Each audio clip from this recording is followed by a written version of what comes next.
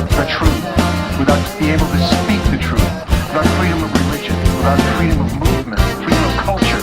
It seems so absurd that the Chinese leaders for 60 years have not been able to hear them straight.